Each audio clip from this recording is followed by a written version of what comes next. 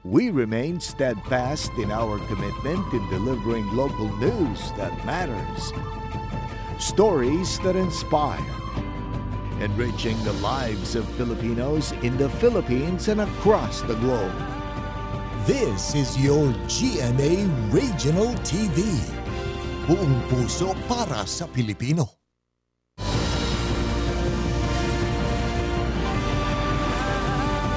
Ito ang GMA Regional TV, One Mindanao.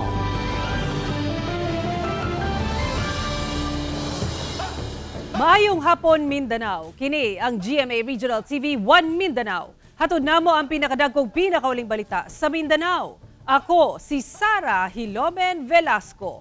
Live gikan dinhi sa GMA Davao Complex. Cyril Chavez, live gikan dinhi sa GMA Cagayan de Oro Station. Efren Mamak, live desde aquí na GMA Zamboanga Station. Sa pagpatuman sa gobyerno og price cap o price ceiling sa bugas sa tibok nasod, naninguha mga mag-uuma ug humay sa nagkalainang lugar sa Mindanao nga dili sab magpaubos o muubos ang palit o ang farm gate price sa ilang aning humay. Ani ang report ni Argil Relator.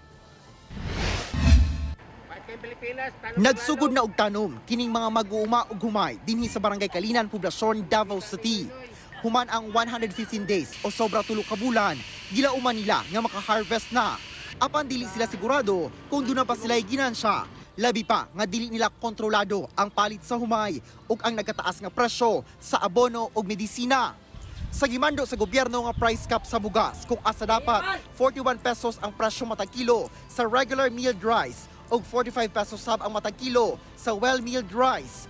Magpaabot lang matod pa sila sa mahimong epekto niini kanila. Sanglit nagaagad lang mansab kuno silang mga mag-uuma kung pila ang palit sa matag kilo sa humay gikan sa ilang buyers. Ang epekto sa mga mag-uuma kung barato ang palit sa mga nga humay. Unya dito kay tungod kay barato man ang bugas. Abot man 41 o 45. Kami kabalo kung pilay kuha na po nila unya sa among produktong humay.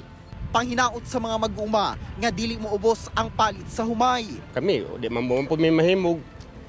Amo nang kuanon kay mag-uumar man po ni. Ang gwapo yun mo kuanan na ang tigpadumala sa atong nasod.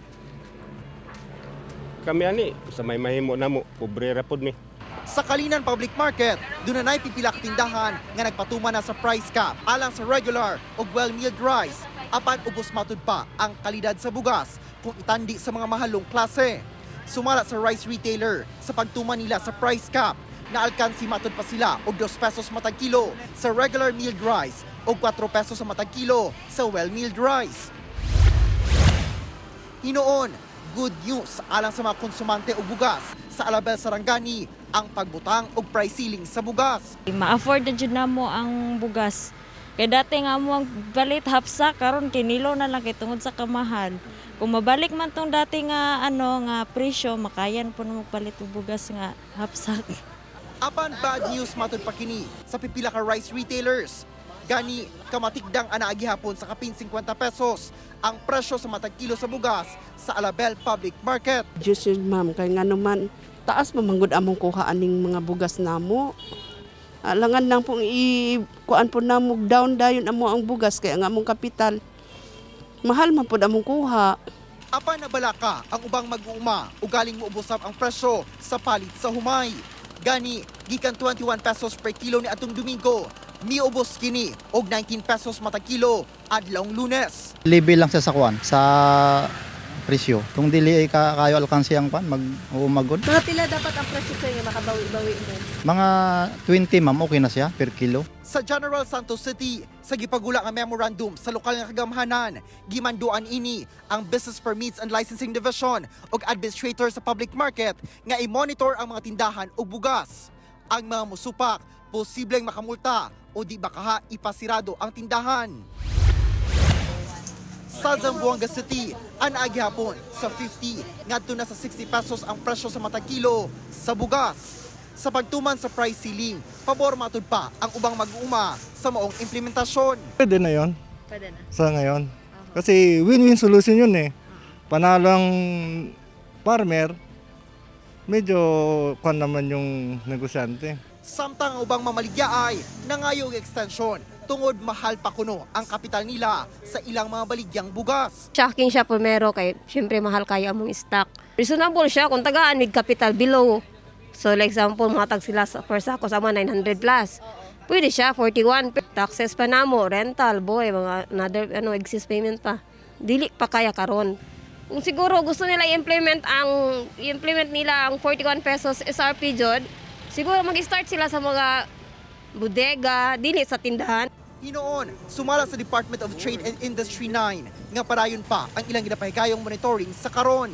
Huwag kayong matakot kasi hindi pa man kami mag-enforce, mag-monitor muna kami at sa bandang huli magbibigay talaga ng ayuda ang gobyerno. Asahan niyo yan. Biobos sa 17 pesos na lang ang kada kilo sa humay sa mga buying station sa Mlang, Cotabato. Gikan 24 pesos and 50 centavos ang kilo. Karong gipatuman ang price cap sa bugas. Mialma ang mga negosyante og bugas. Ilabi pa nga daghan silang stocks nga napalit nila gikan sa mga mag-uma sa mas taas nga presyo. Lugi kayo daw kuno sila. Unta daw naabisuhan sila og sayo kay aron mapalit nila ang bugas sa mga mag-uma sa mas baratong kantidad. Ako si Argil Relator para sa One Mindanao.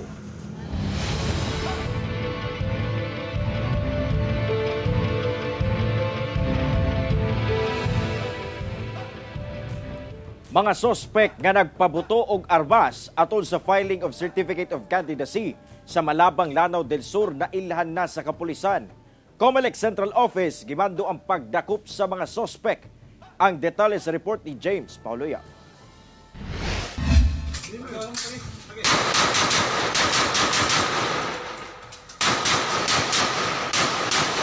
Nakuhaan og mas duol nga anggulo sa cellphone video ang duha ka mga lalaking nagpaarak sa ilang mga bitbit nga armas atol sa ikaupat nga adlaw sa pag-file og Certificate of Candidacy sa barangay ug SK elections sa barangay Chinatown, Malabang, Lanao del Sur. Butang nga gikaalarma sa kadaghanan. Sumala sa Lanao del Sur Police Provincial Office, nailhan na kuno nila ang duha ka mga sospek.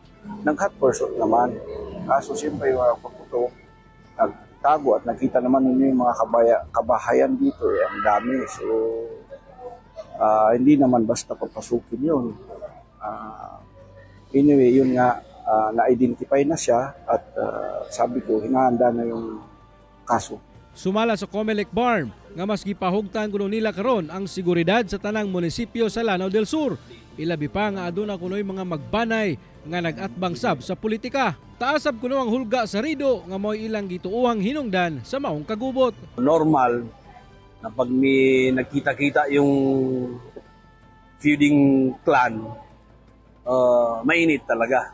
Mabuti nga lang kasi election period, nandito ang ating mga Armed Forces of the Philippines at PNP, hindi masyadong nag-escalate. Samtang nagpagawasab og memorandum order ang COMELEC Central Office nga nagmando sa COMELEC BARM ug sa mga law enforcement unit sa hinanaling pagdakop sa mga sospek. Gisiguro sab sa mga kadagkuan sa AFP nga nabalik na ang peace and order sa Malabang, Lanao del Sur, lakip sab sa ubang parte sa probinsya. Umikot na tayo sa buong dito, especially dito sa 2nd District. Galing na po tayo sa Pualas, galing na po tayo sa Pagayawan. At normal yung pag-file ng certificate of candidacy ng mga aspirant doon. Ako si James Pauliap para sa One Mindanao. Upat ka giingong improvised explosive device nga nasulod sa usa ka bag ang napalgan sulod sa usa ka ukay-ukayan sa Iligan City. Ani ang report. Swerteng nakaplagan ang ana sa upat ka mga improvised explosive device nga gibutang sulod sa usa ka bag o gibilin sa ukay-ukayan sa Barangay Villaverde sa Iligan City, Lanao del Norte pasado alas 9 sa buntag adlong Domingo. Sumala sa Iligan City Police nga nakadawat sila og tawag gikan sa usa ka concerned citizen sa bag nga gibilin sa mong ukay-ukayan. Daling miresponde ang EOD o gisuta ang mong bag ug dito na kumpirma ang mong mga IED. Dali nga gisirado ang lugar ug gipahugtan ang seguridad palibot sa syudad. Ang mga nakuhang IED adunay nagkadayang gamit sama sa Christmas lights, mga lansang, cellphone units, explosive fillers, fertilizers ug uban pa. Giklaro sa kapulisan nga ang na-recover nga mga IED ang wala pa'y kapasidad nga mubuto. Maganda ang nangyari kahapon dahil sa palagi natin at pag-ugnayan sa mga kababayan natin o sa mga komunidad na i-report agad. O ibig sabihin, mataas yung awareness ng ating kababayan. So na-i-report agad at na-respondihan itong IED na ito. Padayon pa ang investigasyon nga ginahimo karon sa kapulisan, may kalabutan sa insidente. Gimando na sab sa kadagkuan sa kapulisan ang mas hugot nga seguridad, pasulod og pagawas sa Iligan City. Sa ngayon, under investigation pa rin, we are tracing CCTV footages and possible witnesses. So, kumuha pa rin tayo ng mga statement from those kababayan natin nakakita kung paano kinanip yung report na IED nito. Gipahinumduman usab nato ang katawhan nga kung dunay maobserbahan nga bisan unsang kadudahan o kaha dunay nahibaluan nga hulga, ipahibalo dayon kini sa mga pulis. Kauban si Makoy Simpron sa kamera. Ako, si Cyril Chavez para sa One Mindanao. Gikoronahan na ang bagong Mr. and Miss Tourism Gensan 2023 nga kabahin sa mga aktibidad sa 25th Tuna Festival sa General Santos City. Samtang daghan sabang gikilig dihang nangharana si kapuso artist Luke Conde atol sa pageant. Ani report ni Jestody Humamil.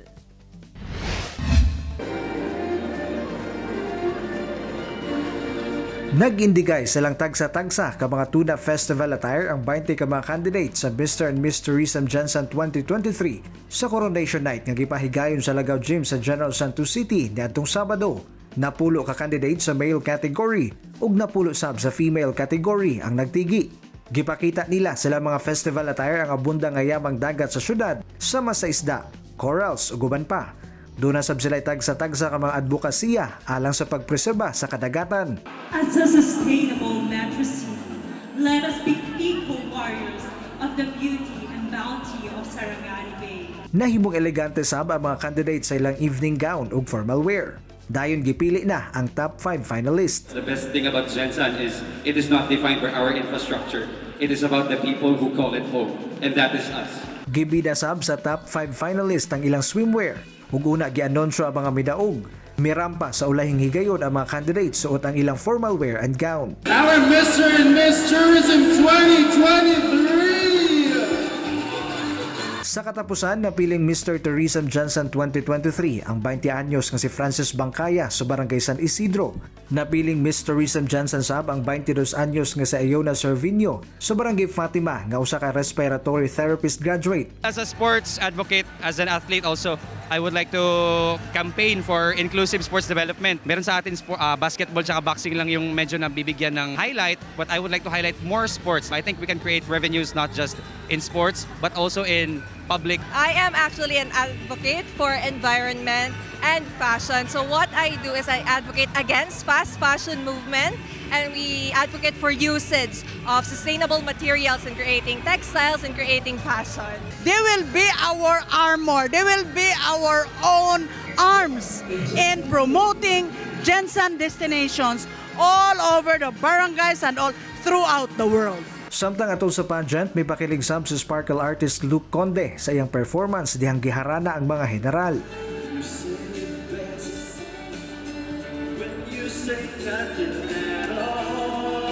Mapasalamaton sab si Luke sa mga kapusong general. Nakakatuwa yung mga taga-Gensan kasi sobrang nag-enjoy ako dun sa reception na binigay nila sa akin, dun sa warm smile, and of course dun sa pagtanggap nila sa akin. Kauban si Gary Balantay sa kamera.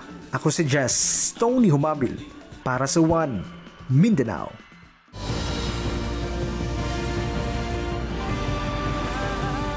Ito ang GMA Regional TV, One Mindanao.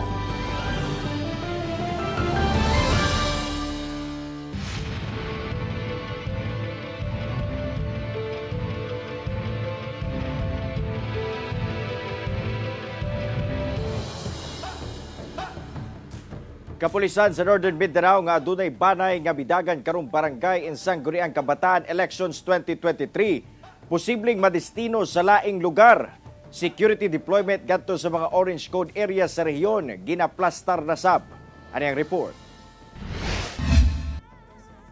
Ginatun-an karon sa buhatan sa Police Regional Office 10 kung unsa ang mamahimong pinal nga deployment sa matag pulis sa rehiyon karong nagsing-abot nga barangay in Sangguniang Kabataan Elections karong Oktubre. Sumala sa Pro 10 nga ilang ginatun-an ang posibilidad nga mag-reassign ngadto sa laing lugar ang mga personahe niini nga adunay banay nga midagan isip kandidato karon nga piniliay. Kini ang usa sa mga lakang nga ilang pagahimuon aron malikayan nga malambigit ang kapulisan sa eleksyon.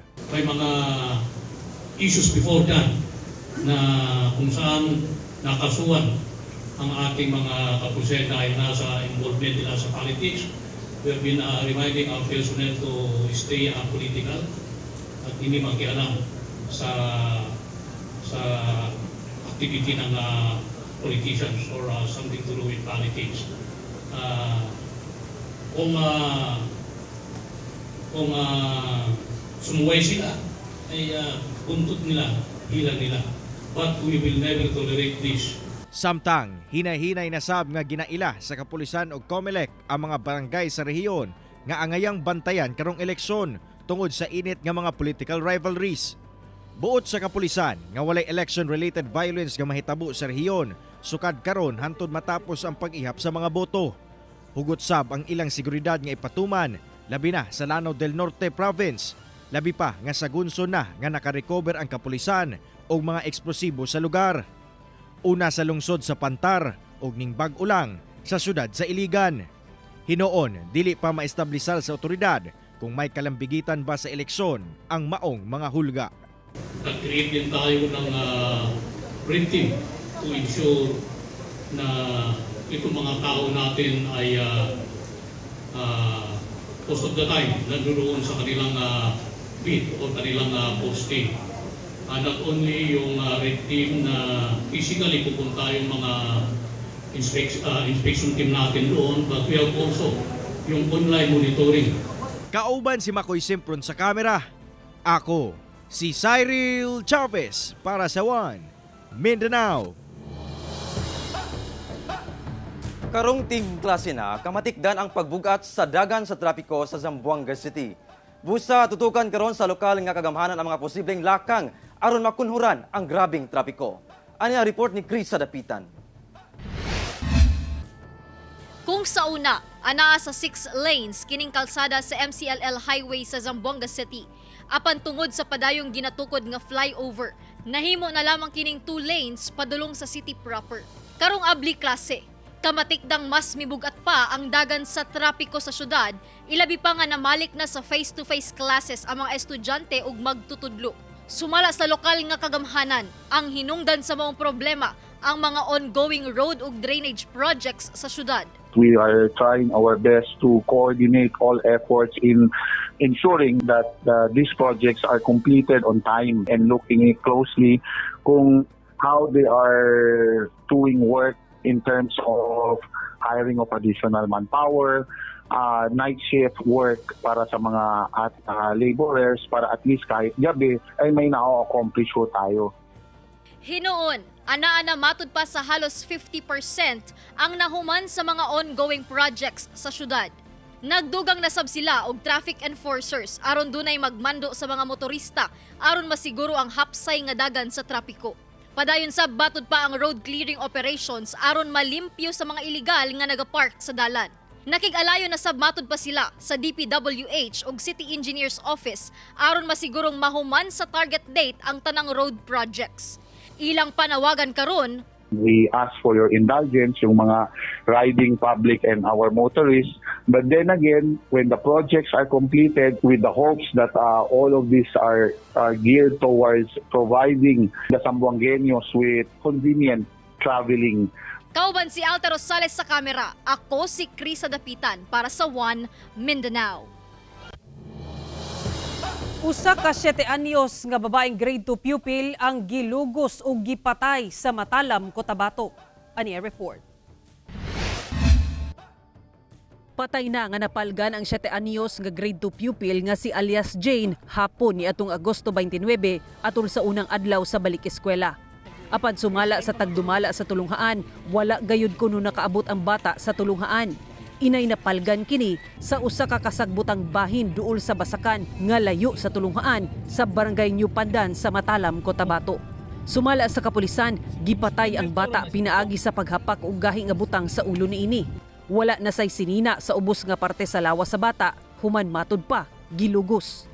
Sa investigasyon, gitunol sa amahan ang bata ngadto sa 21 anyos nga si alias John aron unta ihatod sa tulunghaan, apan wala na nakauli ang bata. Giling gipangita ang bata og didto na kini napalgan sa crime scene. Nasayrang giuban di ay sa sospek ang bata aron mamalit og lamas. Dayon sab nga gipangita ang sospek nga anaara sa balay niini nga nagluya human gipasakitan ang kaugalingon, busa daling gidala sa ospital. Balhog na kini karon sa prisuhan sa Matalam Police ug gikasuhan na og rape with homicide. Wala na mihatag og pahayag ang sospek. Samtang gipailam na sa psychosocial intervention ang mga grade 2 pupil ug kaeskwela sa gipatayng bata, human kini nakamugna og kahadlok sa mga estudyante sa maong tulunghaan. Ako si Sara Hilomen Velasco para sa One Mindanao.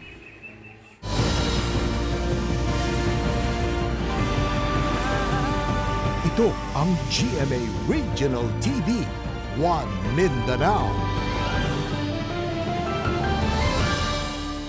Subling misaka ang presyo sa lana karong adlaw. Busa gawas sa mga motorista, miangal na sabog wang manindahay sa Davao City tungod apektado ang ilang transport cost.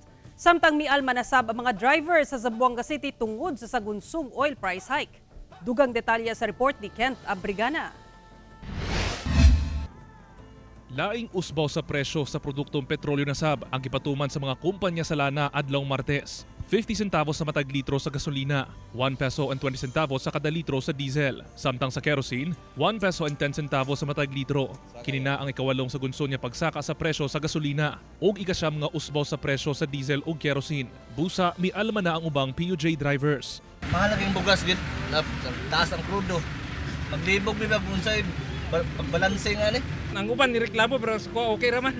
Okay, wa man tay may negosyo lang gyapon man na siya.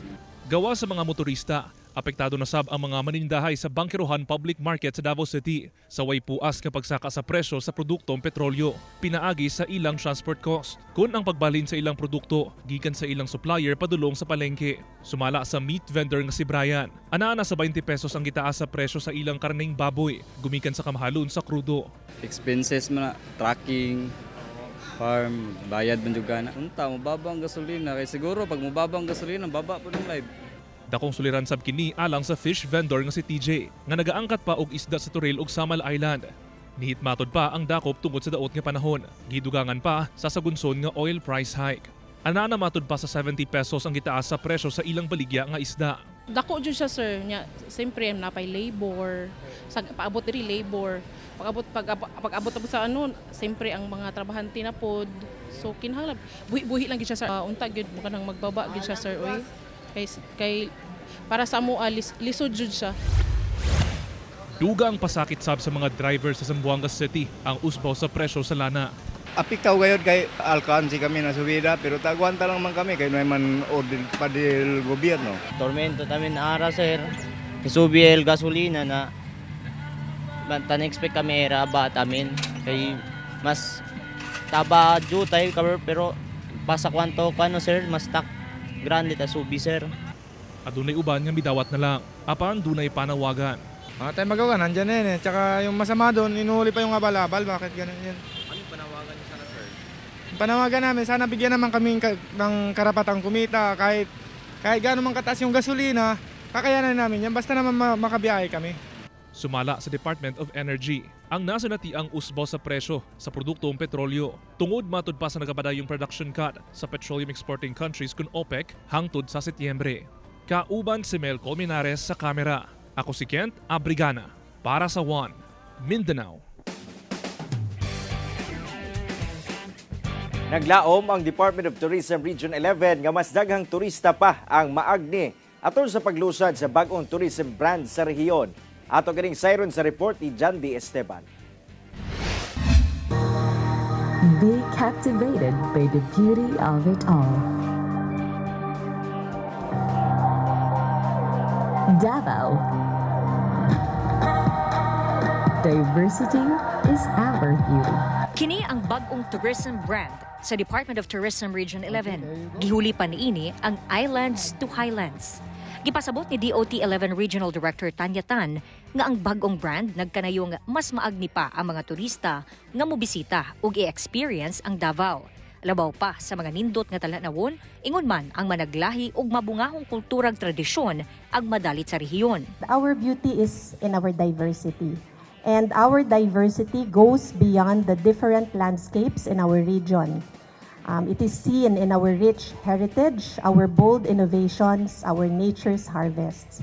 And there is diversity in our language, our industries, our entertainment, and adventures. Kabahin kini sa mas gipakusgang kampanya sa pagpromotar sa turismo sa Davao Region.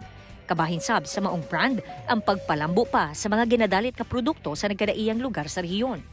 Nakatutok usab sila sa pagpalambo sa MICE o ang meetings, incentives, conferences and exhibitions ug medical and wellness tourism. So you can come visit, you can always come back and visit because there will always be other things to offer. Dugang itan, positibo ang dagan sa turismo sa rehiyon. Gani duna na kini 1.8 million tourist arrivals sa unang semestre karong tuiga.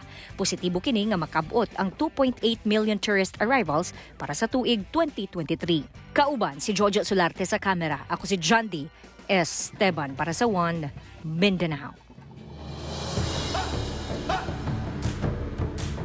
Mao kadto ang mga uling balita sa Mindanao karong adlaw. Mamahimo ninyo kining makita pag-usab pinaagi sa pagbisita sa official website sa GMA Regional TV o bisitaha ang among official YouTube channel ug i-click ang subscribe button para sa pinakaulahing balita.